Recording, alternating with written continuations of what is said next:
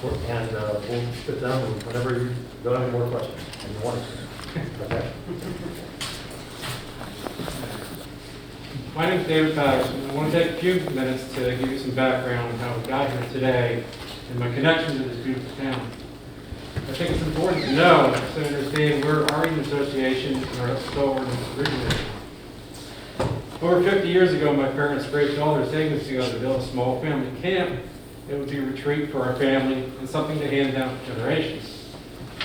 At the time, we lived in Maryland, but our parents had strong ties to Loveland. Dad came here in 1950 when he was a college student. His father brought him here the summer after the sudden death of his mother. My dad and mom honeymooned just down the street at Severance Lodge. And they built the camp the year I was born, and so I spent time on Keyser Lake every summer of my life, and now bring my children here. My family may be summer folk, but we've always had a love, passion, and sense of duty to Loveland. My father, Robert, was involved in many aspects of Loveland, including a visiting minister for the church and serving as president of the originally named Keyser Lake Association. My two older sisters and I worked several summer jobs at local businesses over the years, and I became a member of the Loveland Volunteer Fire Department several decades ago. My sisters moved to Maine when I was young, and when my parents retired, they also moved north. In 2014, I retired from a nearly 2-decade-long career in law enforcement and moved my family to Maine and now call it home. I give you this background because I want you to understand my family's commitment to maintaining this beautiful town so that we can hand it down to our kids in the same way my father has to us. In late November, I became aware of a utility-scale solar project being proposed in our little town. I learned as much as I could and quickly became aware that many town residents knew little to nothing about it. I started a Facebook group that grew organically to over 300 members in just a few weeks. I also started a GoFundMe campaign to raise money to go towards expenditures for mailings, website, and other related costs. Within the next 2 to 3 weeks, we developed a core group of extremely talented, fully committed, and hardworking people. This included full-time residents and summer folk who immediately stepped up and donated their time and effort to the cause. 9 of them, along with myself, now make up the board of our Eden. We were able to secure legal counsel with Paul Driscoll and added consultant Chris O'Neill to our team. There are times that you hire professionals for some projects. I know first aid, but if I need surgery, I see a surgeon. I can build a shed, but if I need to build a home, I hire a home builder. Sometimes the project at hand requires experts with more training, knowledge, and experience to be completed correctly and efficiently. On January 25th, the solar moratorium was voted on with nearly 5-to-1 vote in favor. We started a petition drive to put the draft solar ordinance written by our team on the warrant for the town meeting. Over a period of 3 days, including the snowstorm, we gathered over 200 signatures. These two events, along with over now 330 members of the Facebook group, made it clear that a high percentage of local residents want a voice and input into this process and want our Eden Association to help drive that voice. Solar ordinance in front of you is the result of numerous hours of review and several solar ordinances from other towns across the country. We wanted to focus more local and found one from Denmark. Their ordinance was put in place during their moratorium, and I will let Chris speak to the problems of the ordinance and address any questions you have with it. As with any ordinance, there may be room for change down the road, but I feel this is a great starting point. Even the Constitution of the United States was not perfect initially, but the founders needed a place to start and made amendments as needed. Thank you again for allowing me to speak, and thank you to the board for your service to our lovely town. Let's all work together as a community and protect it for generations to come. I now turn it over to Chris for further details about the ordinance and answer any questions you may have. Thank you. Thank you.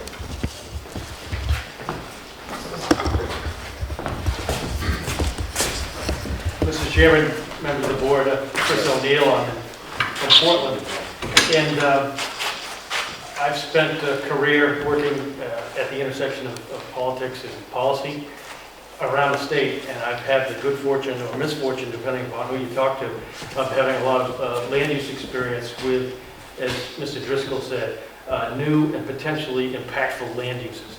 I stumbled upon cannabis business and have helping communities, Westbrook, South Portland, Portland, as well as clients, deal with new zoning for that. Many of those instances involve moratoria also. I did well over a decade on the front lines of grid scale wind ordinances, as well as state level DEP permitting.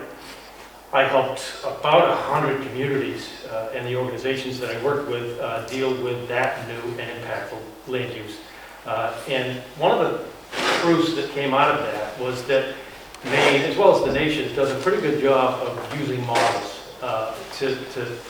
as Louis Pasteur said, to take the best of what is and create the best of what could be. There's a state model ordinance for wind energy. I helped dozens and dozens of communities adapt that state model ordinance, which was very permissive, to their own needs. They also cut and pasted or collaborated with or borrowed from other communities in Maine and elsewhere around the country. With solar, I purposely stayed out of it until RE called and I said, all right, I'm going to dive into it. But many of the concepts are very similar. Decommissioning, etc., setbacks, there's lots of similarities. There is a state model ordinance, a de facto one, for solar. We're calling it the Audubon model. And in the document that you have that's color-coded, you'll see that that's the straw man, if you will, or the skeleton for what basically everybody uses. And that's around the country. The construction of zoning ordinances doesn't vary a whole lot, whether you're in Maine or Nebraska or Portland or Bangor. That skeletal framework for an ordinance is basically where everybody starts. There have been a few communities who just cut and pasted it, adopted it, one meeting, public hearing, done. Some of those people regret it now. What we did was we took almost 40 ordinances, and anybody can do it who's got a Google and a little bit of time, and take what's been enacted elsewhere. Some of them are way ahead, some of them are still behind. And figuring out what ordinances, what provisions within an ordinance would work better than others. Where I started, on behalf of my client, was the comprehensive plan and the opening statement in your meeting tonight, Mr. Chair, which paraphrases the opening statement in the opening provision of the Code of Ordinances. And to summarize that, Lovell is fiercely protective of its rural character, and it's not only scenic but idyllic rural nature. So with that in mind, we weren't going to try to replicate what they did in Portland. I was involved with the Portland solar ordinance as well as their wind ordinance. What we came up with was we winnowed down to probably 4 or 5 really good ordinances that were more relevant to a community like Lovell's. And one of them happens to be right over here in Denmark. And we also took into account the fact that Denmark is collaborating with your comprehensive plan committee on ideas therein. So we thought that was a good nexus and a good place to model. Much of the provisions that we differed from in the state ordinance, many of those came from the Denmark ordinance. You can be overwhelmed by the 20 pages of techno legalese and bureaucratic language, but it's really pretty simple once you become familiar with it. If you've had the chance to read it, and I know you have, you're starting to become familiar with it, I wanted to go through a couple of the high points tonight to show you where it's not just cut and paste of the state ordinance. So with your permission, Mr. Chair, I'll do that. In general, what REB was reading from its community was they wanted an ordinance that was highly permissive and kind of fast-tracked and easy to do for somebody who wants to throw panels onto their rooftop or in their backyard, or a business or the town to use municipal product. But they also wanted to ensure that the higher grid scale type development was controlled in a much more level specific way. Again, protecting not just views, but the character of the town. We talked about how Thomaston for years was defined by the state prison. Biddeford was defined as trash town. Lincoln, stinking Lincoln, because of the paper mill. A land use can overwhelm a community and actually take over its character. And that was one of the principles that I really wanted to adhere to. I will also tell you a couple of points, or red flags, where people talk about the potential for amending down the road. There were a couple of red flags where we thought the town could go either way, but after experience, it will not. So, I'll start with 3 tiers of development. There's 2 scales of personal, as you see. There's a personal scale minor and a personal scale major. The major, I'm going to give you a handout, by the way, that shows a nice chart. Give them around. That shows you an illustration of what a typical household would use. In Maine, a 6 kilowatt system is the norm, it's the average. The minor scale provision here allows the average all the way up to about times 3, 3.5 times the average. There are 3 pictures on that chart that show you a house, a typical house that's about 18 kilowatts, I think, and another one, a barn with 50 panels on it, and then a ground-based array with, I think it's 60-something. Under minor, which is building permit only, somebody can erect approximately, using today's panels. I mean, there might be a day when a panel the size of this can run my house. We don't know that. But somebody can do a 66 panel major system and take advantage of net metering and sell back to the grid and that sort of thing. Anything above that, and the football field is just an illustration to show you anything minor or major on the personal level fits within the 45-yard line. The systems that would be bigger than that, like a whole football field, will fall under major, but it's capped at 10 acres. A point on that, many of the models that we looked at and that you'll likely see, and if you go home, if we haven't put you to sleep, you can stay up tonight and look at Google. Many of the models you'll see set limits based on kilowatts or megawatts. One of the discussions that our Eden had, somewhat esoteric discussions, was let's regulate the square footage of the panel, because again, a 10 megawatt project today might take up a whole lot more room than a 10 megawatt project 20 years from now. So we use that metric, square feet of panel, as the metric for the limits. You'll notice that several pages at the end are devoted to the decommissioning. Under the state model, decommissioning is laid out, and pretty much everybody has used that language who has adopted an ordinance. But there are some real dangers in it. Nobody's run into the wall yet on it. Same exact language for wind energy as it is for solar. Nobody's run into it because none of these have been decommissioned yet. One of the real dangers is the permissiveness of the suite of options that an applicant has to fulfill the decommissioning bond. One of them is a letter of credit, which is widely used. I've seen a letter of credit from a banker that, I'll paraphrase, pretty much said, approve Ted's project. This is at the DEP. Approve Ted's project. He's a good guy. My kids play soccer. He's good for it. That's not a performance bond. So we narrowed it to performance bond. The state requires that to be paid ahead of time. So will this ordinance. This ordinance does what a lot of ordinances propose, which is to fund it to 150% of what the anticipated decom cost is.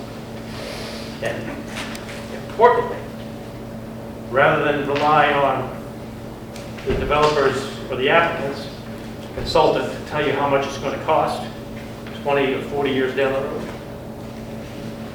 this ordinance artfully asks the applicant to fund a consultant that you hire using their money to give it to you skinny. No bias. Again, I've seen ordinances for a $200 million project that say it's going to cost $1.2 million to decommission. We remove, in this language, the ability for that decommission plan to take a discount for salvage. Nobody can tell you now what salvage will be worth on this stuff. There's likely to be hundreds of millions of tons of it, whether it's recycled or landfilled or whatever. We took salvage out of the equation so that your grandkids don't pay the price. If they get salvage when ultimately it is decommissioned, they can put it in their pockets and walk away. The two provisions that I mentioned that you might consider bookmarking for the future. One, change of control. Change of control would basically say that if ABC company owns this solar development under the large scale, and ABC company sells it to some hedge fund, you have the option. In the language is more than an option, it's a requirement to require a new application, a new site plan process for a conditional use permit. You always have had the ability to throw a waiver or a variance in your discretion. The important part is that the decommissioning bond gets re-upped. That's something that may or may be something you want to change down the road. But we err on the safe side with that. The second is, this is interesting. You drive around in the next few weeks, especially in the winter, and you find roof-mounted solar panels. Our Eden's model asks for a 3-foot buffer, and a code enforcement officer probably can relate to this. A 3-foot buffer at the top of the ridge, above the last panel to the ridge. That's because a lot of communities have found that their fire chief insisted they need that for, pickaxes when there's a fire, to be able to get egress. And others don't. Some people say it's a good idea to go all the way to the ridge because you don't get a pile of snow on top of your panels. Again, we had to make a call. We went on the safe side. If somebody comes in with an application for a building permit on the minor side to put some on their barn, and the fire chief says, I don't care about, or the CEO and the fire chief say, I don't care about those 3 feet. Well, have at it. You give them a variance or a waiver. Those are two. There might be more. Yep, probably more. But we really believe this is a thoroughly artful and well-crafted document. We've color-coded. I'm not going to take you through provision by provision, the various provisions, just to give you an idea of where we mostly grew from. The purple is, is multiple. That's where the language is, if you go out and spend 2 hours on Google, you're going to find the same language over and over and over and over again. And some of it is just de rigueur. It's like everybody's stop sign looks the same. There are a few provisions where we got more level specific. And in those cases, it's amazingly similar to Denmark's. Reedfield is another good ordinance. Hampton, Andover, Ellsworth. I could give you our list. We have a bibliography. That will put you to sleep. But the crux of it is this. As you move forward, you will be ready. You will have a tool that allows people, and the lion's share of what you're going to deal with there's probably going to come a day in my lifetime where pretty much everybody has a solar panel on their roof. Santa Monica, California, talk about models, requires new residences to have solar panels. They're required. In Minnesota, state law prohibits solar panels on farmland. You can go anywhere with this, but this is a good basic framework.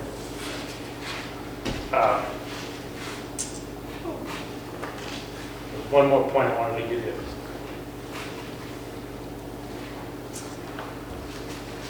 I would like to, when we come to a little more of a discussion, if there's any questions. Happy to. I just wanted to make sure I understood the difference between minor and major. So as I was reading this, I wanted to be clear that your average homeowner would probably be putting up a minor personal energy system. Right. And who would then be putting up a personal major one? How much bigger is that? Could be the lumber company down here at the intersection. Could be on the school or the fire department. So you want commercial business, but it wouldn't be as large as the large scale. Right. It's a good question. There would be, and it's very permissive around the town, with the exception of the 4 protected areas that are listed: resource protection, shoreline limited residential, stream protection, and aquifer protection overlay. Pretty comprehensive with that. But between the goal line and the 45-yard line is a pretty big hayfield for a lot of people. But some farmer might have the ability to do that.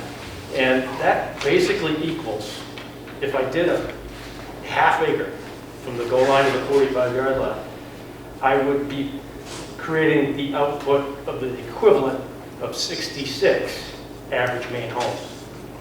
So if I'm a farmer, I'm running equipment for the cows, I've got my house, I might use 10 kilowatts worth, but I'm selling 56 kilowatts to the grid. That's, again, those are averages. Somebody's growing marijuana in their place, they're going to use a lot of electricity. As we electrify society, heat pumps and that sort of thing, the state plan is to use more and more electricity. That's where our carbon dioxide is. And your large scale would have to 10 acres. Up to 10. Half acre? But no greater than 10. Correct. And then 10 acres is coverage of the panels covering 10 acres, or, and what is the equivalent of panel square footage on there? It's, if you had an exact 10 acres of panels, I did this calculation, I think it's going to give you something like a 7 megawatt output using today's state-of-the-art panels. However, you've got setbacks, you've got fencing, you've got vegetative buffer. And interestingly, on vegetative buffer, we didn't say don't use white pine, but we hint at it because there are communities that learned that white pine is bad. Because what does a white pine tree do? It grows really tall with nothing underneath. Spruce fir is probably ideal. So adding all the maximum fence size, you've got belt on suspenders to make sure that no lot and no contiguous lot, you can't just piece together a 10-acre parcel here and another one here and another one here. This ordinance will prohibit that. The town will never be able to supply enough power for itself. Excuse me, please don't speak out of order. Let me just ask you a few other questions. You mentioned in your purpose initially that the proposal intends to minimize the adverse impacts of such systems on surrounding land issues, balances the interests of the residents of the level and the users and the installers of solar energy systems. So the balance between residents, users, and installers, I'm just wondering, was anybody on your team who was an installer or was actually industry representative? I'm not sure about that. Yeah. And as a planning board, we have, a duty to be serving both our applicants, our citizens, and consider what everybody, there are people here who have plans, and they want to know, does this mean large solar arrays are out for level, or what is the possibility that there is a grid-related industrial size solar array possible in Rome? Good question, Mr. Chairman. Our even had an internal debate, and they persisted throughout that debate at doing their best. They're not pretending to be appointed or elected officials, but given the time constraints, they endeavored to reflect the will of their community as well as they could. And one person's large is another person's gargantuan. So it's laid out clearly. If there's an applicant out there, and right now there's no applicant, we have 180 days with nobody at the table. If there's an applicant out there that thinks it can thrive or adhere to what's laid out in this ordinance, you'll see an application perhaps. If not, we carry on. And it's important during that moratorium, and this is where, in my experience, personal, professional experience, I've seen communities do what you do. You've got day jobs, you've got a house to maintain, you might have kids waiting for you to get home, you've got to read that three-ring binder every couple of weeks. Through no fault of your own, it takes time to get stuff done. And that's why the state gives you 180 plus 180 if you need it. But I've seen communities, even when they call for a moratorium, take several different routes to it. The selectmen can present an ordinance. Generally, they're going to do it in consultation with you folks, and you're good at what you do. Petition, the different ways to get it done. Several times I've seen communities turn into civil wars.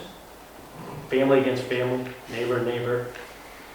I've seen good people like you wish they had never signed up for the planning board. You probably get that once in a while now. But, and it's made worse when, if there's no moratorium, they've got some applicant who's in the room lurking like a gargoyle, trying to influence the process. Makes your job even more difficult. So that we're looking forward. The moratorium is a good thing. You don't have that problem now, or whatever you want to call it. But under those circumstances, again, I think what our Eden did that was artful, and considerate to the whole town, was not trying to step on your toes or your sovereignty, but to say, hey, listen, this isn't rocket science. This has been done everywhere. You went out and collected a lot of good stuff, debated. No, that's it. They're offering it to you. Okay, any other questions from us? Yeah. What happens if someone owns 40 acres? Can you subdivide it into 10 acres? Is there anything in here that would prevent that? Yes, provision,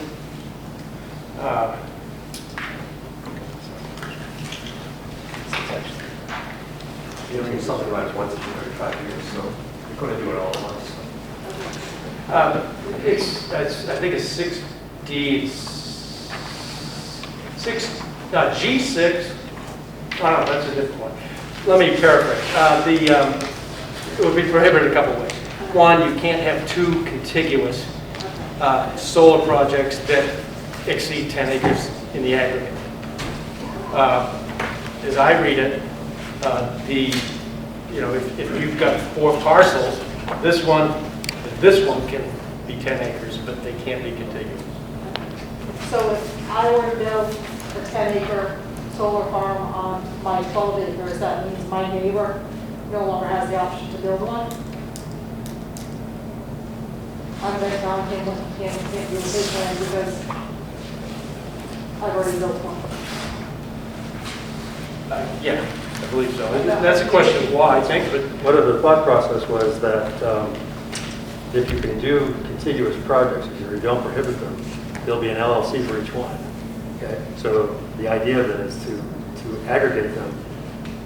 And so my view of that situation is that's not common ownership. That's beneficially somebody different from the applicant. I'm not sure that would be prohibited by our ordinance, but what I'll do is we'll upload and answer that question. Okay? Because then that would put it on somebody that actually gets to build one who doesn't. Right. So and so I'm not convinced that is prohibited.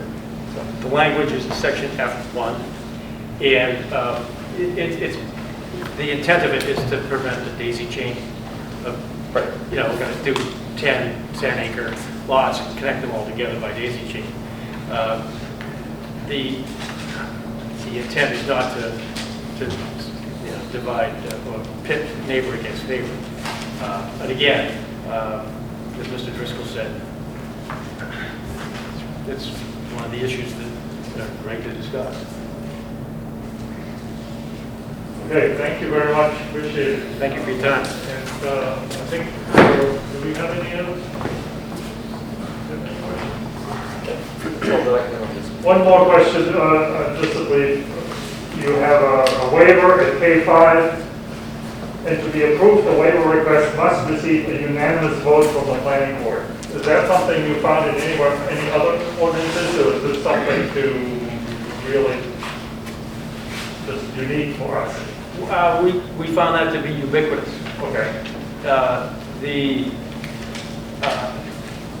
And we thought appropriate, because a waiver shouldn't just be thrown around. Right. It needs to be done with good cause, and you need consensus to get it done. Okay. Thank you. I do feel that when first reading your ordinance, I felt that it was important to have something like this to understand the dimensions. It was very confusing because I've never heard before using the square footage of the panel was something new to me, so I had no comparison. So this is very helpful, and if I had an opportunity, I would incorporate that somehow into the initial or executive summary or something like that. Anyway, I think we have to move on. We have a lot of other coverage, so unless there's other comment or question, just briefly, please, you have to come up, otherwise nobody can hear you and see you of the people who are online. So please stand right there. Thank you very much.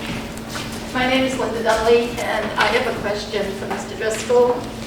You had mentioned that all the information is on your website. it will be. And what website? The town website or Eden's website? Our Eden's, we don't run the town's website. Okay, but not everybody in town has the availability to be on Eden's. Many people in town who have opposed, are not in their favor of what they're doing, has been deleted from their website. So we don't have the privilege to get that information. Anyone who I wants, just want that on the record. Thank anyone you. who wants anything that pertains to this thing can get it from me directly. That's a commitment I make. I just had one brief question as far as the What's your majors. name, please? Justin Wilson. I just had one question about, is the majors, and I think in this ordinance is restricted only to the level industrial zone? And if so, about how many acres are in that zone? From my brief looking at it, doesn't seem like there's much space in the industrial zone for even a couple of 10-acre spots. I don't think our current industrial zone has much space at all. No. It's a mill and it's a ball field.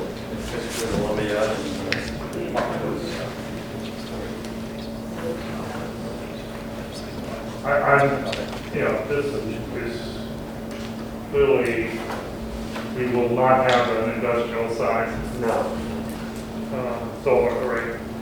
And the question is where in Maine should solar energy be generated?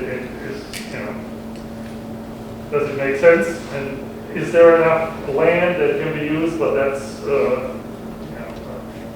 philosophical question and not something we should spend a lot of time with. I'd be in favor of continuing on our, and going to our applications, conditional use applications. Mr. Chairman, just one clarification, if you mind.